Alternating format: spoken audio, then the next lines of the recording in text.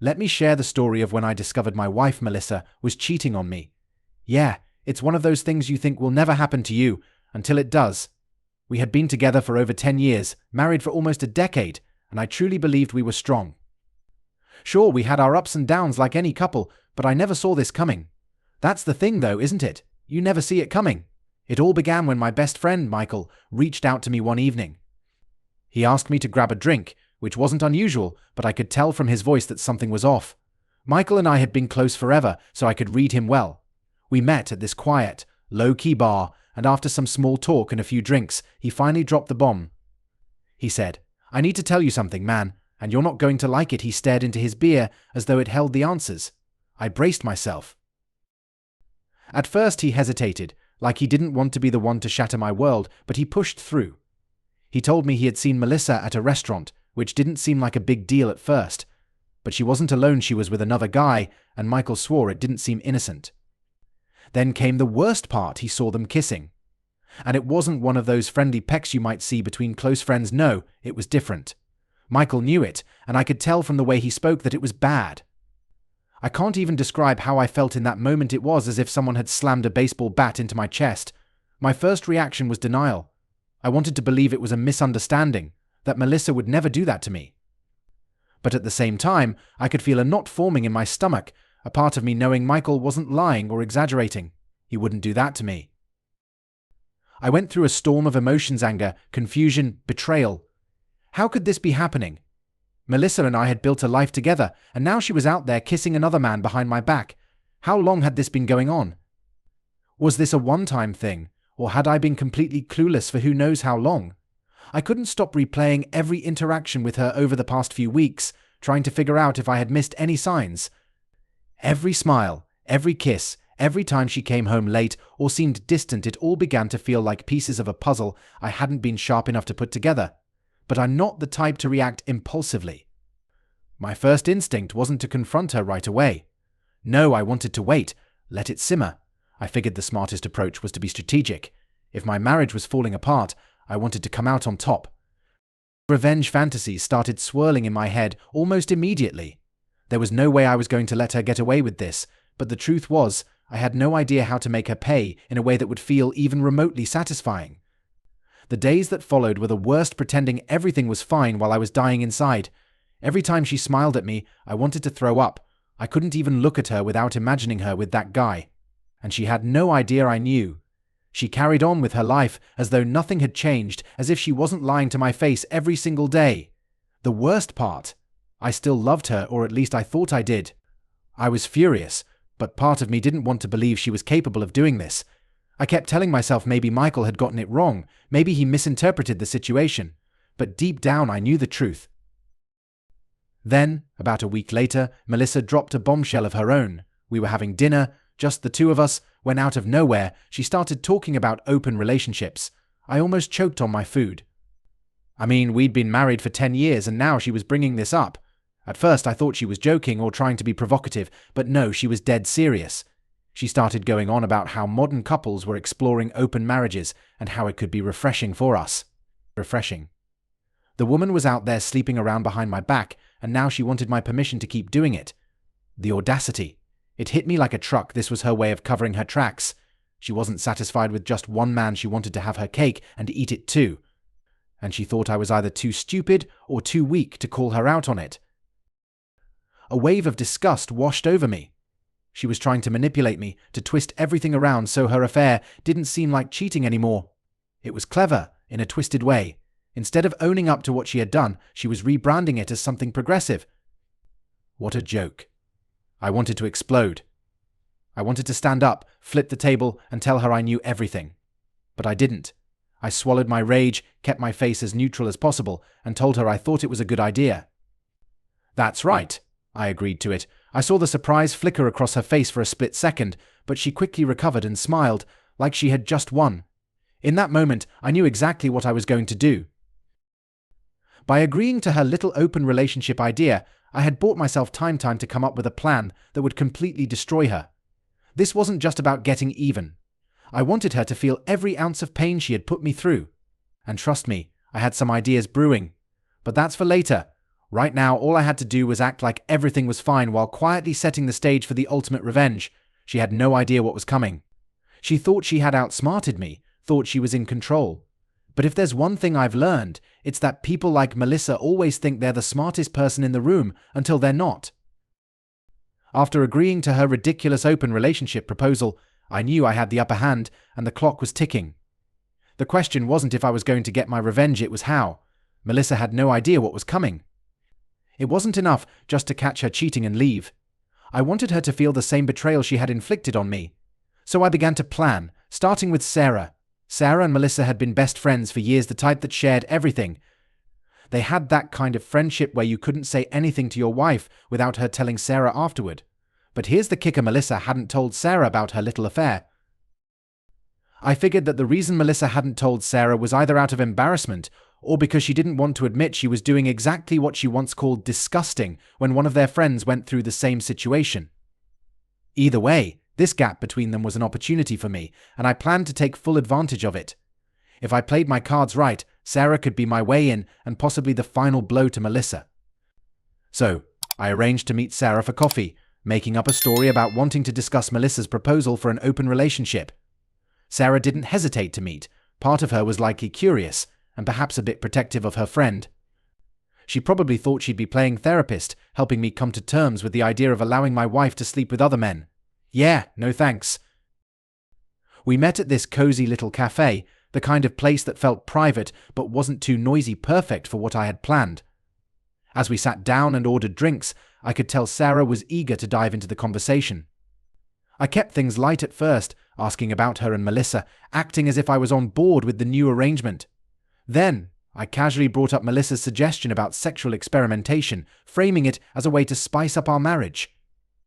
I'm not going to lie, I said, leaning back with a sigh. The whole open relationship thing isn't something I ever thought I'd be talking about, but maybe Melissa's right. Maybe it's time to explore something new.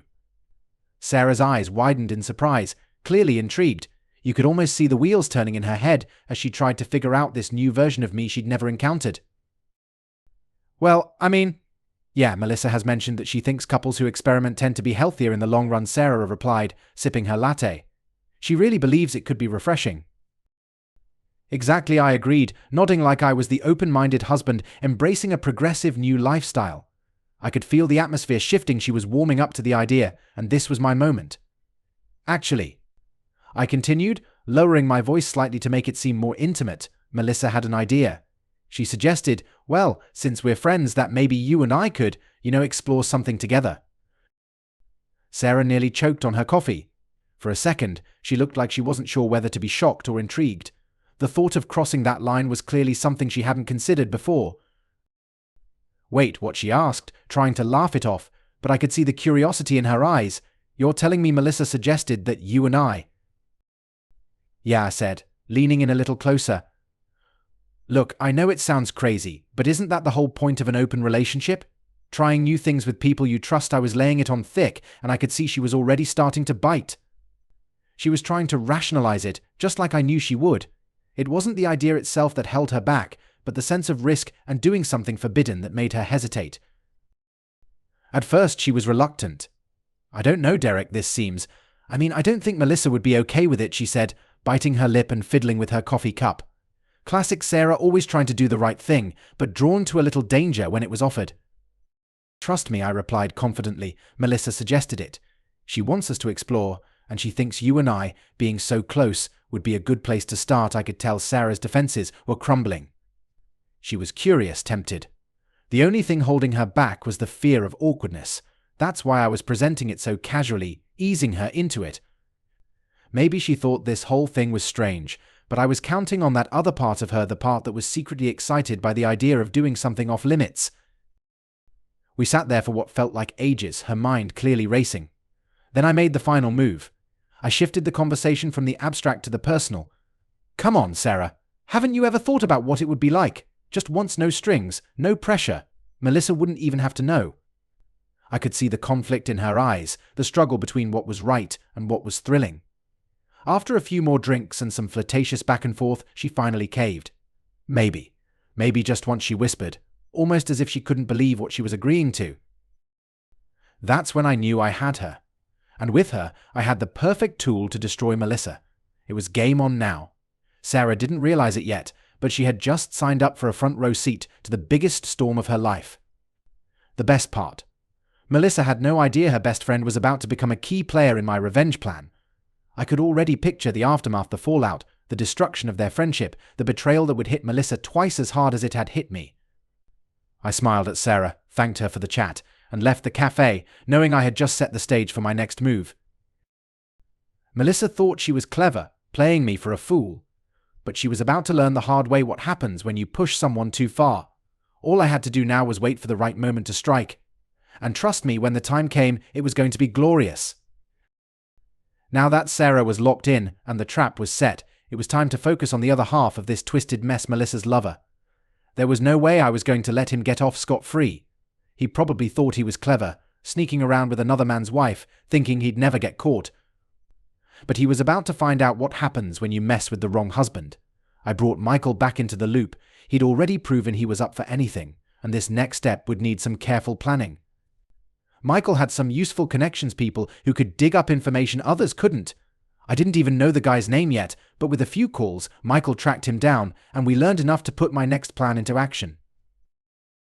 We arranged a meeting under the guise of a casual chat, and the guy had no idea what was really going on. Michael set it up to seem like a friendly get-together, nothing out of the ordinary, just a few guys catching up. When we arrived at the bar, I immediately took stock of him. He wasn't anything special, tall, fit, and with that smug look of someone who thought he was better than everyone else. I could see why Melissa had been drawn to him. He had that polished, charming vibe. But I could tell he was the type who would crack under real pressure, and that was exactly what I planned to do. We exchanged the usual pleasantries, ordered drinks, and I sat back, letting Michael take the lead. The whole time, I kept my cool. The last thing I wanted was to alert him to what was coming. It wasn't time for a confrontation just yet. First, we had to make sure he fully understood the situation. Michael, ever the smooth operator, began dropping subtle hints. He didn't outright accuse the guy, but he danced around the issue, mentioning specific dates and places, like the restaurant where Melissa and the guy had been seen. Each time I noticed the guy's body language shift slightly, his posture tightening as it slowly dawned on him that this wasn't just a friendly drink. At one point, I saw him glance at his phone, probably wondering if Melissa had texted him or just looking for an excuse to leave. That's when I leaned forward, meeting his gaze for the first time during the conversation. "You know," I said, my voice calm but heavy with intent, "we've got a bit of a situation. Seems my wife has been getting a little too friendly with someone recently." His face went pale, and I knew he understood exactly what I was getting at. Before he could respond, I continued, "Don't get me wrong, I'm not here to make a scene, that's not my style." I let the words linger in the air for a moment before adding, "But there's something you should know. I'm aware of the date you've got lined up with her. That little rendezvous, it's not happening." He blinked, clearly caught off guard. "What are you talking about?" he asked, trying to play dumb, but his shaky voice gave him away. He was nervous, and he had every reason to be. At that point, Michael chimed in, casually leaning back, but with a deadly seriousness in his voice. "We're not asking," he said. "We're telling you. Cancel that date. Stop answering her calls. Otherwise, things are going to get uncomfortable for you. And trust me, you don't want that." The guy fumbled for his drink, trying to hide the fact that his hands were shaking. It was almost pathetic how quickly his confident facade crumbled. He knew we weren't bluffing, that this wasn't just some idle threat. For a few tense moments, he didn't say a word, just sat there like a deer caught in headlights. Then, finally, he nodded. Yeah, all right," he mumbled, clearly uncomfortable. "I won't go. I won't talk to her anymore." I could see the fear in his eyes, not just fear of us, but the fear of how deep into this mess he had gotten. He didn't know what else I had planned, and that uncertainty was eating him alive. Perfect. With his confirmation, Michael and I exchanged a quick look. We had achieved what we came for, and I knew this was the first real step toward completely unraveling Melissa's little fantasy world. The guy left the bar in a hurry, practically tripping over himself on the way out. Watching him go, I couldn't help but feel a wave of satisfaction. Melissa had no clue about the storm that was about to crash down on her. I could already picture her sitting alone, waiting for him to show up, oblivious to the fact that her perfect little affair was disintegrating before her eyes. As we finished our drinks, Michael chuckled. "Did you see his face?" Looked like he was about to piss himself. I laughed too, but the weight in my chest hadn't lifted. Sure, confronting the guy was satisfying, but it wasn't enough. I needed more. Melissa wasn't going to get off that easy. This was just the beginning. On the drive home, my mind raced, thinking about what came next. The revenge, the destruction of her trust, everything I'd been planning felt so close yet still just out of reach. But knowing her lover was now out of the picture was a small victory. She was about to face a whole new level of frustration, and I was going to savor every moment of it. With the guy gone, it was time to focus on Melissa. I could already picture her sitting there, confused and irritated, wondering why her lover hadn't shown up. Maybe she'd start doubting him, or even begin doubting herself. The irony was almost too sweet, but this was only the beginning of her downfall. What came next would tear her world apart piece by piece, and I wasn't going to just sit back and watch. I'd be right there, making sure every part of it hurt. I'll never forget the night when everything finally fell apart. It was the moment I'd been working toward for weeks, and honestly, I hadn't felt this excited about anything in a long time. Melissa, still clueless about the chaos I was about to unleash, had gone out for her date as if everything was normal.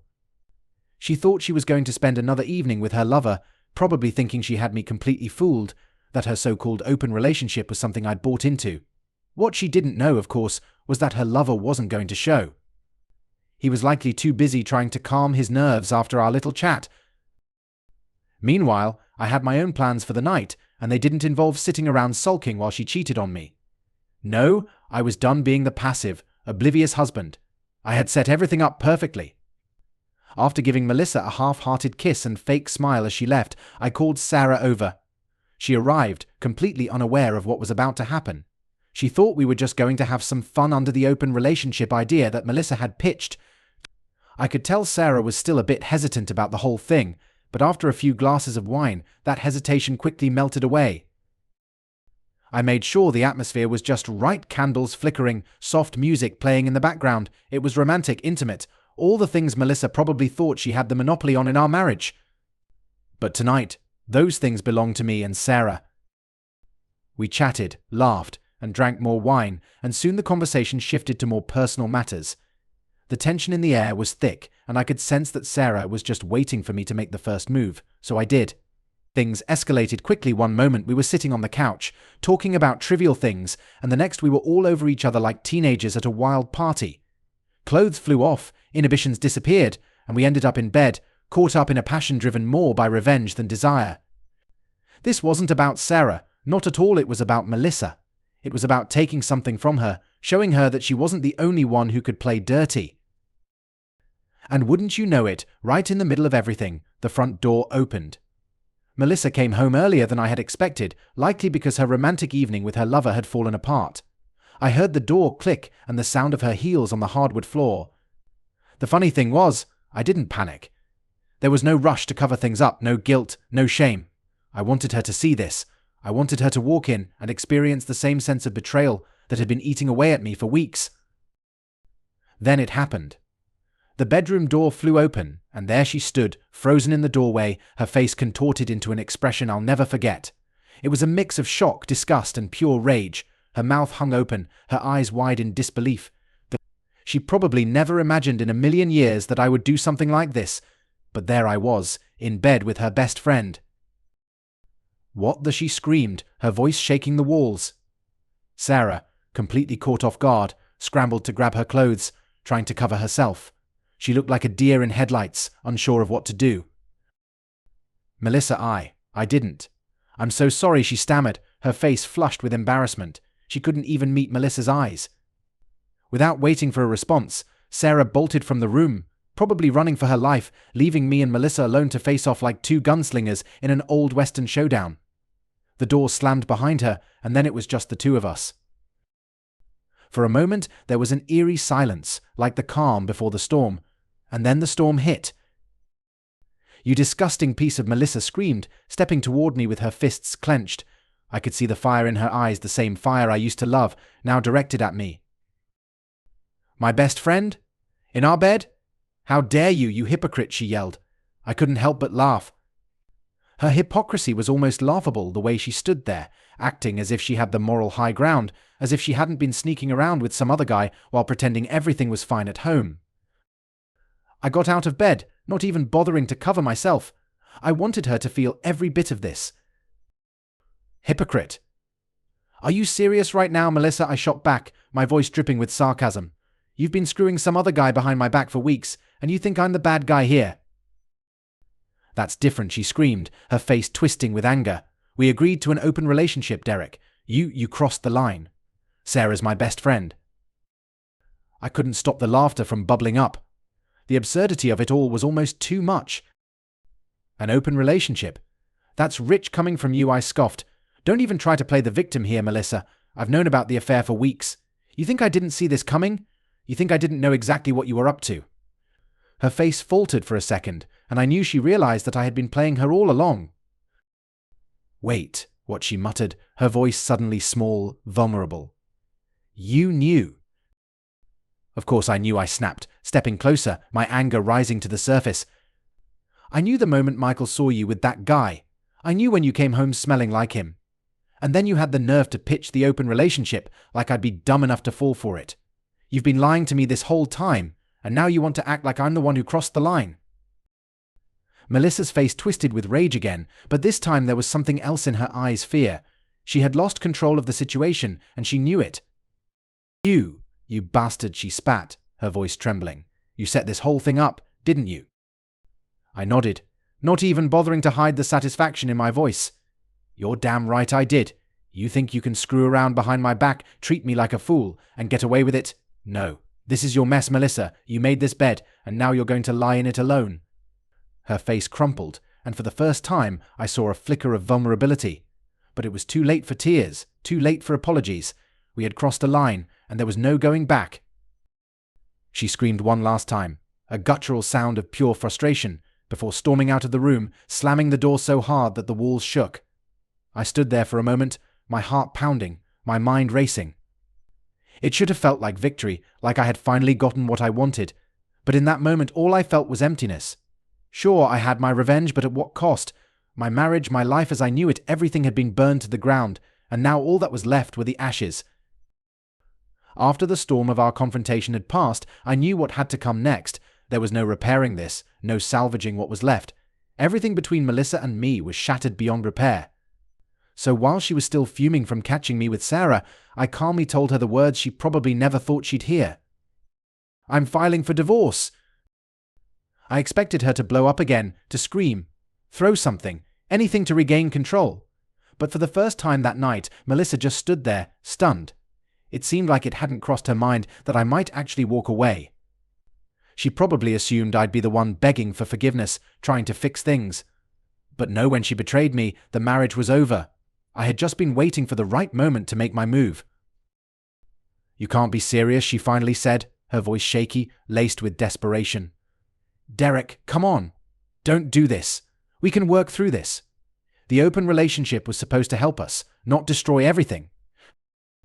I couldn't help but laugh. She still didn't get it. She still couldn't see that the whole open relationship nonsense wasn't going to fix anything. It was just her way of justifying her lies, making her affair seem like something progressive when it was really just selfishness wrapped in a trendy concept. Help us, I said, shaking my head. Let's stop pretending, Melissa. You didn't want an open relationship to help us, you wanted it so you could keep screwing around and feel good about it. You thought I'd be stupid enough to go along with your little charade. Her eyes widened, and for a moment I saw real fear flicker across her face. She realized now that this wasn't just me lashing out in the heat of the moment. She knew I'd been playing the long game, quietly watching, waiting, and plotting. She opened her mouth to speak, but I cut her off. Don't even try to spin this as some noble effort to spice up our marriage, I said. You lied to me, cheated behind my back, and then when you got caught, you tried to twist it into something for our benefit. It's pathetic, Melissa. This is the end. She stepped closer, her hands shaking. I made a mistake, okay? We both did. But we can fix this. I can fix this. We don't have to throw it all away. I could feel the anger rising again, but I pushed it back. I had been angry long enough, and now it was time to finish this, clean and simple. There's nothing left to fix, I said coldly. I don't trust you anymore. And without trust, there's no marriage. I'm done. Melissa broke down, crying and pleading. She tried to explain how she had felt trapped in the marriage, how the affair was her way of feeling alive again. but it didn't matter. Every word felt empty, like a script I had heard too many times in stories from others. It was almost cliché, as if she was reciting lines meant to manipulate me into staying. But I wasn't going to fall for it. I walked out of the room, leaving her sobbing on the bed, and started packing my things. It felt surreal, like I was moving on autopilot, watching my life fall apart while I calmly folded shirts into a suitcase. There were no more arguments, no more shouting. It was over. The revenge had been satisfying in the moment, but now that the dust was settling, all I felt was emptiness. I cut off contact with both Melissa and Sarah. I didn't want to hear any more apologies or excuses. As far as I was concerned, they were both out of my life for good. Melissa for obvious reasons, and Sarah, well, she had played her role in this mess. Even though I had manipulated her into it, she had crossed a line, and there was no going back. The divorce was brutal but swift. Melissa tried to fight it at first, but once she realized there was nothing left to save, she gave in. We divided everything evenly. I didn't care about the house or the money, I just wanted out. Every interaction with her lawyer felt like I was stripping away pieces of my old life, shedding layer after layer until all that remained was a shell of who I once was. In the end, we signed the papers, and it was over, just like that. You'd think I'd feel victorious, right? I had set my plan in motion, exacted my revenge, exposed her lies, and walked away without looking back. But in truth, when it was all over, I didn't feel triumphant. I didn't feel like I had won. Instead, I felt empty. All that anger, all that hatred I had carried, had burned out, leaving behind a hollow space inside me. The revenge had been sweet, but it didn't fill the void that her betrayal had left. It didn't erase the pain or the sense of loss. I realized then that revenge wasn't the solution. Sure, it felt good at the moment, but it didn't restore the years we had shared or the trust that had been shattered. Those things were gone, and nothing I did would bring them back. In the days that followed, I found myself reflecting on everything our marriage, how it had gone so wrong, and how I had let myself get to this point. I used to love Melissa, and maybe some part of me still did, but that love had been twisted by all the lies and secrets. I wasn't the same man I had been when we first got married, and she wasn't the same woman. Now, standing on the other side of it all, I understood that the only way forward was to let go not just of Melissa, but of everything. The anger, the pain, the bitterness, it was all weighing me down, and I needed to release it if I ever wanted to move on. And so I did. I walked away from that chapter of my life, leaving Melissa and all the baggage behind. It wasn't easy, and it certainly wasn't clean, but it was necessary. I had taken back control of my life, and for the first time in a long while, I felt free. But even then, the question lingered, was it all worth it? That's something I'll probably ask myself for the rest of my life. After the dust settled and the divorce was finalized, I found myself sitting across from Michael at a bar, reflecting on the chaos of the past few months. We clinked our beers together, laughing at how absurd it all seemed now that it was over. Michael kept shaking his head, amazed that I had pulled it off, that I had orchestrated everything so meticulously. "Man, I can't believe you actually did it," he said, grinning. "You made her pay?" I chuckled, but the laughter felt a bit empty. Sure, there was some satisfaction in seeing Melissa get what she deserved, but the whole revenge scheme hadn't left me feeling the way I thought it would. It wasn't the victory I had envisioned. Still, we laughed about the craziness of it all, like it was some twisted tale that had happened to someone else. "So, what's next for you?" Michael asked, leaning back in his chair, studying me closely. That question lingered in the air, and for the first time, I realized I didn't have a clear answer. I'd been so consumed by Melissa's lies and seeking revenge that I hadn't thought about life beyond it all. One thing was certain, I wasn't going to jump into another relationship. The thought of getting involved with someone else after everything made my skin crawl. "I think it's just going to be me for a while," I said, sipping my beer. "No relationships, no drama. I need to figure things out on my own." Michael nodded in understanding. "That makes sense, man. After all you've been through, you deserve some peace." That word, peace, stuck with me. For the first time in what felt like forever, I wasn't entangled in someone else's lies or drama. I was free to focus on myself, and honestly, it was a relief. I didn't need to chase happiness through someone else. I needed to find it within myself. In the months that followed, I threw myself into my career. Work became my distraction, my main focus, and it was exactly what I needed. I started going to the gym regularly, picked up hobbies I hadn't touched in years, and began rediscovering who I was outside of my marriage. It was strange to realize how much of my identity had been wrapped up in Melissa and the life we had built together. Now, with her gone, it felt like I had a clean slate. The idea of starting a new relationship didn't even cross my mind. I had no interest. Betrayal leaves deep scars, and I wasn't ready to let anyone close enough to hurt me again. Trust wasn't something I had much of anymore, not after what Melissa had done. And honestly, I wasn't in a hurry to rebuild it. For the first time in a long while, I was content being alone. Michael and I stayed close, of course. We'd meet up, share laughs about the whole ordeal, but there was an unspoken understanding between us. I was different now. I had changed. The man who had once been willing to trust and love so easily was gone. In his place was someone more cautious, more guarded. And while that might sound sad, it wasn't. It felt like I was finally protecting myself from the kind of pain Melissa had inflicted. As for Melissa, she faded into the background of my life. Once the divorce was finalized, I cut her off completely. No contact, no updates, nothing. In my mind, she was just a chapter one had closed for good. I didn't care what she was up to, and I wasn't interested in hearing from her. The same went for Sarah. Even though I had manipulated her into the situation, she had played her part, and I no longer wanted anything to do with her. I wanted to leave it all behind. The truth is, revenge had been sweet in the moment, but in the end, it hadn't filled the void Melissa's betrayal left behind. It didn't heal the wounds or restore the trust we once had. It simply brought closure, an end to something that had dragged on far too long. And while it didn't feel like the victory I had imagined, it was necessary. In the months after, I found peace in the quiet of everyday things I had once taken for granted: going to work, hitting the gym, playing guitar, running. These were the things that slowly started to rebuild me, piece by piece. I didn't need Melissa or anyone else to define who I was. I was learning to be content with just myself. That's the lesson I took from all of this betrayal, trust, revenge. It's all messy and painful. But in the end, it taught me something important. I didn't need someone else to complete me. I didn't need to fix what had been broken. All I needed was to move forward, focus on my own life, and find peace within myself. And for the first time in a long while, I had that peace. No more lies, no more manipulation, no more drama. Just me, my work, my life. And for me, that was enough.